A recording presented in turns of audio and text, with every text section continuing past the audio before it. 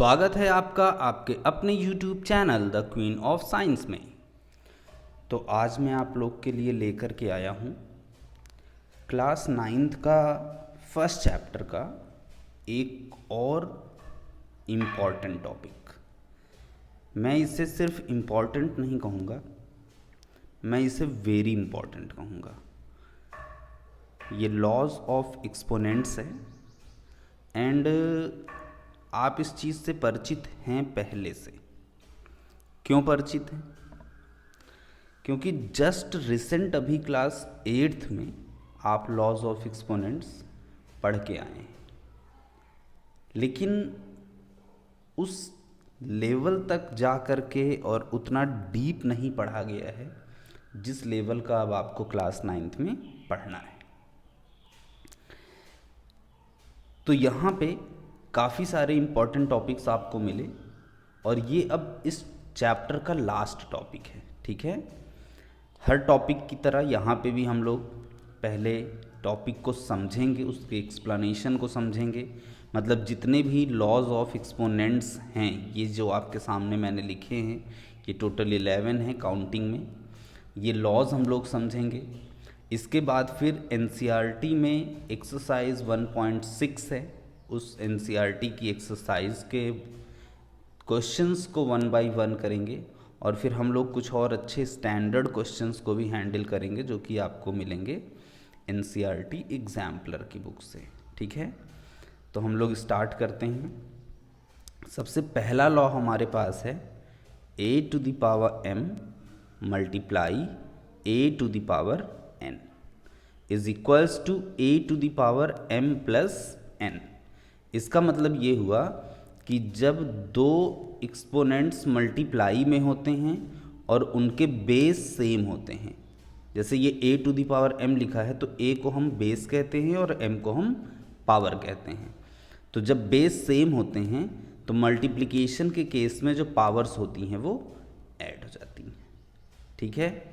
As well as अगर base same होते हैं और बीच में डिवाइड का साइन है तो उस केस में हमारी पावर्स जो हैं वो क्या हो जाती हैं, सब्ट्रैक्ट हो जाती हैं।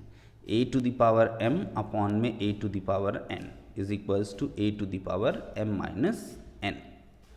तीसरा है हमारे पास a⁴m की पावर n लिखा हो या a⁴n की पावर m लिखा हो, तो ये दोनों जब किसी भी नंबर के ऊपर नंबर में पावर के ऊपर पावर होता है तो पावर से पावर मल्टीप्लाई हो जाती हैं और ये हो जाता है a⁴mn। फिर फोर्थ है हमारे पास a⁴m b⁴m। यहाँ पे आपने क्या देखा कि बेसिस डिफरेंट हैं, पावर सेम है। पहले वाले में बेस सेम था, पावर डिफरेंट थी। जब बेस सेम है, पावर डिफरेंट है तो बेस वही रहता है, पावर्स ऐड हो जाती हैं।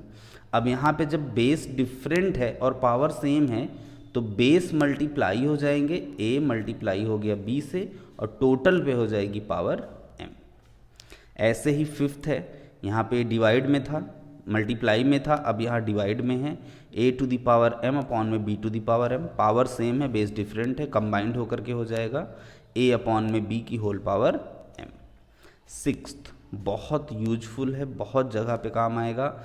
अगर किसी भी नंबर की पावर निगेटिव, किसी भी नंबर की पावर निगेटिव है तो वो तुरंत उसका क्या बन जाता है, रेसिप्रोकल, मतलब कि वो 1 के अपॉन में आ जाएगा। इसका एक रिवर्स भी होता है, वो भी आप लोग देख लीजिए, ठीक है। अगर आपके पास लिखा है a⁴1 अपॉन में, जैसे यहाँ पे ये a⁻n is equals to 1 upon a⁴n लिखा है। अगर हमारे पास लिखा हो 1 अपॉन में a⁻n तो हम इसको लिख सकते हैं a⁴n। तुरंत रेसिप्रोकल हो जाता है। मतलब पावर को माइनस से प्लस बनाने के लिए यहाँ पे पावर को हमने माइनस से क्या बनाना है, प्लस बनाना है। a⁻n को अगर हमें a⁴n करना है तो ये चीज़ 1 के अपॉन में आ जाएगी, रेसिप्रोकल हो जाएगी। एज वेल एज 1 अपॉन में a⁻n हो जाएगा a⁴n, ठीक। सेवेंथ है nth root of a। nth root of a हो जाता है a to the power 1/n। इसका मैंने एग्जाम्पल लिख रखा है ताकि आपको समझ में आ जाए। जैसे पहला लिखा है square root a, square root a हो जाएगा a to the power 1/2। Square root का मतलब यहाँ पे 2 होता है, तो a टू द पावर 1/2। और यहाँ पे क्यूब रूट a है तो ये हो जाएगा a टू द पावर 1/3। अगर फोर्थ रूट a होता तो हो जाता a to the power 1/4। Eight था आपके पास है कि अगर आपके पास लिखा है a to the power n is equals to b, तो इसे लिखा जा सकता है a is equals to b to the power 1/n। मतलब ये जब पावर इधर से इधर आएगी तो इधर अगर n है तो इधर पावर 1/n हो जाएगी। नाइन्थ में हमारे पास है a to the power m upon में n, जिसको कि लिखा जा सकता है a to the power m into 1/n। ये जो m/n है इसको हम लिख सकते हैं m इंटू 1/n, और इस m को हमने कहाँ ले लिया अंदर, तो ये हो गया a to the power m की होल पावर 1/n। और अब ये अगर किसी चीज़ की पावर 1/n है तो nth रूट बन जाएगा, तो ये हो जाएगा nth root a to the power m। या इस चीज़ को हम इस तरीके से लिख सकते हैं a to the power 1/n into m। यहाँ से यहाँ पे आ जाइए, ये था a to the power 1/n into m।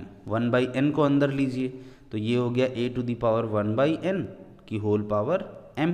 और अगर किसी चीज़ की पावर 1/n है तो ये हो जाएगा nth रूट, तो ये हो जाएगा nth root of a to the power m।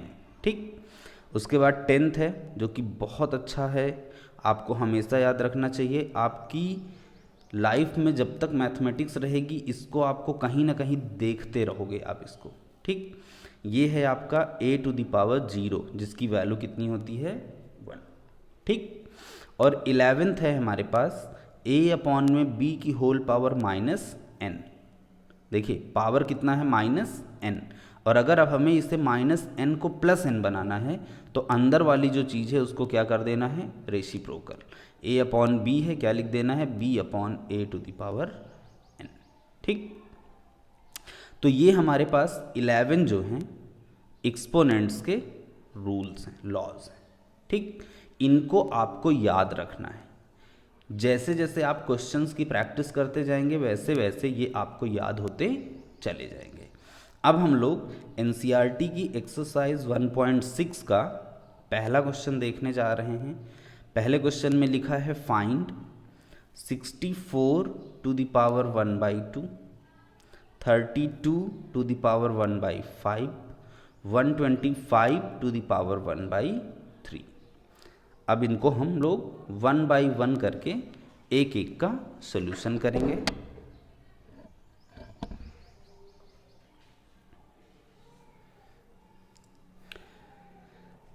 सबसे पहले हम लोग करने जा रहे हैं 64 टू द पावर 1/2। अब देखिए जब a to the power 1/n होता है तो ये हो जाता है nth रूट ऑफ a, तो 64 टू द पावर 1/2 हो जाएगा स्क्वायर रूट 64। और अब 64 को आप क्या कर लीजिए फैक्टराइज कर लीजिए। तो फैक्टर आप जब करोगे प्राइम फैक्टर तो ये 2 2 2 कितना टाइम्स आ रहा है 6 टाइम्स। पेयर बन जाएंगे 1 2 3, हर 2 में से एक एक 2 बाहर आएगा, तो यहाँ से एक 2, यहाँ से एक 2 और यहाँ से एक 2, तो 2 2 ज़ा 4 2 ज़ा 8। एंड इवन आपको क्योंकि आप क्लास 8 से यहाँ पे आए हैं तो इसलिए 64 का स्क्वायर रूट 8 होता है, ये आप डायरेक्ट भी जानते हैं। ठीक, अब 32 की पावर 1/5, फिर से यही वाला रूल लगा कि पावर 1/n है तो वो उतने रूट पे आ जाता है, तो ये हो जाएगा तुम्हारे पास 5th रूट। लेकिन इस तरीके से ना करके इसको मैं थोड़ा डिफरेंट कर दे रहा हूँ क्योंकि दोनों मेथड्स हैं, ये भी मेथड है और ये भी मेथड है, आपको दोनों ही मेथड्स क्लियर हो जाएंगे। 32 की पावर 1/5 है, 32 को हमने फैक्टराइज कर लिया, प्राइम फैक्टर किया तो इसमें 2 आ गए 5 टाइम्स, तो हमने लिख दिया 2 इंटू 2 इंटू 2 इंटू 2 इंटू 2। और फिर अब ये जितने भी 2 हैं इनको हमने लिख दिया 2 टू द पावर कितना 5, और की होल पावर कितना 1/5। फिर इसके बाद 2 टू द पावर ये जो हमारे पास लिखा हुआ है यहाँ पे a to the power m to the power n, अगर पावर के ऊपर पावर है तो पावर से पावर क्या हो जाती है, मल्टीप्लाई। तो ये पावर के ऊपर पावर है तो ये पावर से पावर मल्टीप्लाई हो जाएगी, तो ये हो जाएगा 2 टू द पावर 5 इंटू 1/5। इस 5 से ये 5 कैंसिल हो जाएगा, 1 बचेगा, 2 की पावर 1 और 2 की पावर 1 का मतलब 2 हो जाएगा, ठीक है। और फिर तीसरा है 125 टू द पावर 1/3। इसी मेथड पे हम इसको भी कर लेंगे। तुरंत हमने 125 को फैक्टराइज किया, यहाँ पे हमने लिख दिया 5 इंटू 5 इंटू 5, 3 बार है तो इसलिए 5 टू द पावर 3। पावर के ऊपर जब पावर रहती है तो पावर से पावर मल्टीप्लाई हो जाती है, तो 5 टू द पावर 3 इंटू 1/3, 3 से 3 cancel, 5 to the power 1। Answer कितना हो गया आपका 5। तो इस अकॉर्डिंग ये NCERT का पहला क्वेश्चन था जो कि कंप्लीट हो गया, ठीक है ना। अब नेक्स्ट वीडियो में हम लोग इसका क्वेश्चन नंबर 2 और 3 देख लेंगे। तो आपको जो है ये क्वेश्चंस जो आपने किए ये बहुत इजी क्वेश्चंस थे। इवन आपने क्लास 8th में भी ऐसे क्वेश्चंस हैंडल किए हुए थे, तो आपको ये बहुत बेटर समझ में आया होगा, ठीक है।